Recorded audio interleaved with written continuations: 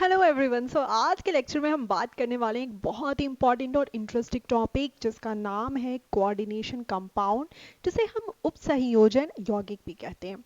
Coordination compound बहुत ही important chapter है class 12 का और बहुत ही ज़्यादा इंटरेस्टिंग।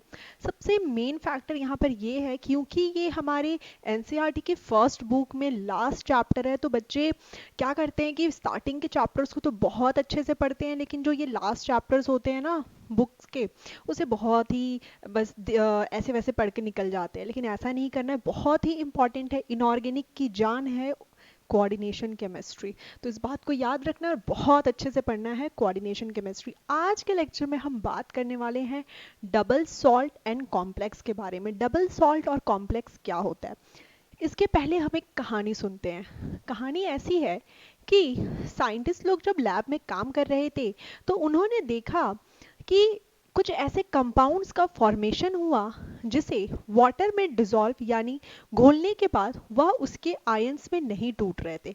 कैसे समझ सकते हैं, आइए देखते हैं। तो चलिए बच्चों, यहाँ पर हम देखते हैं कि जैसे अगर हमने KCl dot MgCl2 dot 6H2O इसको पानी में डिसॉल्व किया, इसे क्या किया हमने, इसे पानी में डिसॉल्व किया, इसे हमने पानी में डिसॉल्व किया। तो यहां पर क्या देखा गया कि जैसे ही इस सॉल्ट को, यानी यह एक हमारा लवण कहलाएगा सॉल्ट, जब इसे पानी में डाला गया तो यह संपूर्ण रूप से इसके आयंस टूट गए। कैसे, हमें मिला K प्लस, क्लोरीन माइनस के आयंस मिले, मैग्नीशियम 2 प्लस के आयंस मिले, और यहाँ पर हाइड्रोजन, और मतलब ये तो वाटर की बात छोड़ो, यहाँ पे जो मेन हमारे तत्व प्रेजेंट थे, जो हमारे एलिमेंट्स प्रेजेंट थे, वो सभी हमें मिले, जैसे पोटेशियम, क्लोरीन, मैग्नीशियम। लेकिन कुछ ऐसे भी कंपाउंड्स मिले जहां पर पानी में डिसॉल्व करने के बाद वह संपूर्ण रूप से नहीं टूट रहे थे। जैसे यहाँ पर हमारे पास एग्जाम्पल है K4FeCN6। K4FeCN6 जब इसे पानी में डिसॉल्व किया गया तो देखा गया कि यहाँ पर हमें सिर्फ K प्लस के आयन मिल रहे हैं, FeCN6 के नहीं। क्या रीजन था इसके पीछे, इसी बात को जानना है। अब देखिए, जब इसे पानी में डाला गया या कोई भी इसी तरह का कॉम्प्लेक्स या कोई कंपाउंड या कोई यौगिक होगा, जब इसे पानी में डाला गया तो देखा गया कि यहाँ पर सिर्फ हमें पोटेशियम का टेस्ट मिल रहा था, पोटेशियम का टेस्ट मिल रहा था, लेकिन आयरन और साइनाइड के टेस्ट नहीं मिल रहे थे, आयरन और Cn माइनस के टेस्ट नहीं मिल रहे थे। तो यहाँ पर ये चीज़ कैलकुलेट की गई, ये समझी गई कि कुछ ऐसे भी कंपाउंड्स होते हैं जब उन्हें पानी में डाला जाता है तो उसके सारे तत्व और आयन नहीं मिलते। जैसे अगर हम पहला अपना यौगिक देखते हैं, यहाँ पर हमने क्या देखा कि पोटेशियम भी हमें टेस्ट में मिल रहा है, क्लोरीन भी हमें टेस्ट में मिल रहा है, और मैग्नीशियम भी हमें टेस्ट में मिल रहा है। लेकिन यहाँ पर ये एक दूसरा तरह का कंपाउंड है, दूसरा तरह का यौगिक है, जिसे पानी में डिसॉल्व करने के बाद हमें सिर्फ पोटेशियम का टेस्ट मिल रहा है, हमें आयरन और साइनाइड का टेस्ट नहीं मिल रहा है। तब साइंटिस्ट लोगों ने सोचा कि जरूर ये कंपाउंड इस कंपाउंड से डिफरेंट है या अलग है, इसके पीछे क्या रीजन था, अब उसे वो फाइंड आउट करने में लग गए। तो देखिए, सबसे इंपॉर्टेंट चीज यहाँ पे हमने क्या समझा कि ये कंपाउंड और इस कंपाउंड का नेचर, ये दोनों यौगिक एक दूसरे से संपूर्ण रूप से अलग हैं। पहला यौगिक जो है उसमें जो भी तत्व प्रेजेंट हैं वो सभी पानी में घुलने के बाद टेस्ट देते हैं। ठीक उसके विपरीत ये जो यौगिक है पानी में घुलने के बाद अपने सारे तत्वों का टेस्ट नहीं देता। तो यहाँ पे साइंटिस्ट ने कहा कि अगर हम लैब में इनके बॉक्सेस को रख दे और बॉक्स के ऊपर लिख दे, एक बॉक्स के ऊपर हमने लिख दिया KCl MgCl2 6H2O, ठीक है, हमने क्या किया, इसे पहले बॉक्स के ऊपर लिख दिया और दूसरे बॉक्स के ऊपर लिखा K4 Fe FeCN6।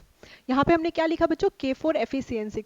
अगर हम इसे इस तरह लिख दें, K4FeCN6 इस प्रकार से लिख दें, तो हम आइडेंटिफाई नहीं कर पाएंगे कि ये कंपाउंड इस कंपाउंड से डिफरेंट है। तो यहाँ पर हमने क्या किया, ब्रैकेट का उपयोग किया।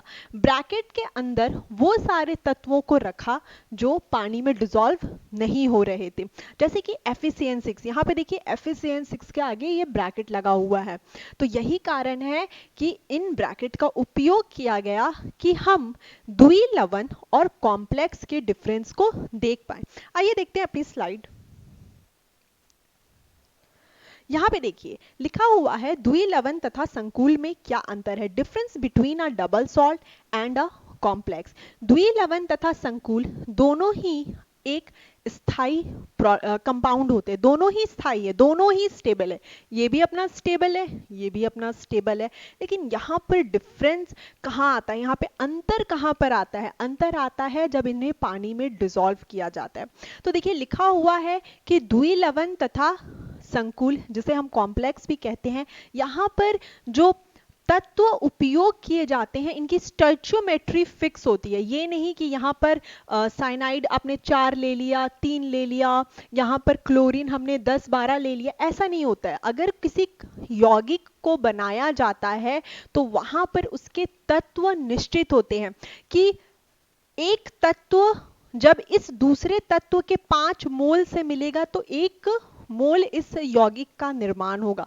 तो इन बातों का ध्यान रखना जरूरी है। मतलब स्टोइचियोमेट्री बहुत फिक्स होती है। ये नहीं कि हमने कुछ भी मिलाया और हमारा केमिकल कंपाउंड बन गया, ऐसा नहीं होता है। ये सारी चीजें नहीं होती है लैब में, बहुत ही स्पेसिफिक मोल्स हमें लेने होते हैं। तो देखिए यहां पर लिखा हुआ है कि यहाँ पर हमारे पास सॉल्ट दिया हुआ है मोर लवण, जिसे हम KCl MgCl2.6H2 इसका रासायनिक सूत्र है। KCl MgCl2.6H2 या नीचे लिखा हुआ है ferrous sulphate FeSO4, ammonium sulphate, potash फिटकरी। अगर इन सभी को आप पानी में डालेंगे तो ईच एंड एवरी तत्व यानी आयन का टेस्ट आएगा। लेकिन उसके विपरीत अगर हम यहाँ पर K4FeCN6 को पानी में डालेंगे तो हमें सिर्फ और सिर्फ पोटेशियम का टेस्ट आएगा। तो यहाँ पर ये चीज समझ में आती है कि द्विलवण और संकुल में क्या अंतर होता है। तो ये बहुत ही इंपॉर्टेंट पॉइंट्स था जो अभी हमने कवर किया। तो बच्चों इस प्रश्न को करते हैं। अब जैसे देखिए हमारे पास जो पहला यौगिक है, इसे आप देखकर ही बता सकते हैं कि यह एक संकुल यानी कॉम्प्लेक्स है। क्यों? क्योंकि यहाँ पे ब्रैकेट लगा हुआ है। जब इसे पानी में डिसॉल्व किया जाएगा तो हमें सिर्फ K+ का टेस्ट मिलेगा और अंदर में जो कोबाल्ट और कार्बन मोनोऑक्साइड है वह ठीक उसी प्रकार से रहेंगे। तो यहाँ पर ये हो जाएगा। तो ये क्या है? यह एक कॉम्प्लेक्स है यानी संकुल है। तो हम इसे लिख देते हैं संकुल, या इसे कहेंगे हम कॉम्प्लेक्स। लेकिन यहां पर जब हम देखते हैं यह एक डबल सॉल्ट यानी द्विलवण है, इसे हम यहाँ पे लिखते हैं डबल सॉल्ट, क्योंकि यहाँ पर कोई ब्रैकेट नहीं है। तो ब्रैकेट नहीं है मतलब जब पानी में इसको डालेंगे तो क्या होगा, पानी में डालेंगे तो यह हमें देगा 2K+, फिर हमें मिलेगा बच्चों यहाँ पर 2 एल्यूमिनियम 3+, प्लस यहाँ पर हमें मिलेगा यहाँ पर हमारे पास SO4 कितने हैं, 4 हैं, तो 4SO4 2- और हमारे पास हमें यहाँ पर 24 जल के अणु मिलेंगे। तो ये आप इसे लिख लीजिए, इसे नोट कर लीजिए, बहुत इंपॉर्टेंट है। नीचे वाला क्या होगा हमारा द्विलवण, द्विलवण यहाँ लिख देते हैं हम द्विलवण। और ऊपर में क्या है बच्चों हमारा संकुल कॉम्प्लेक्स। तो यहाँ पर ये चीज क्लियर हो गई कि ये दोनों ही यौगिक है, ये दोनों क्या है, एक यौगिक है।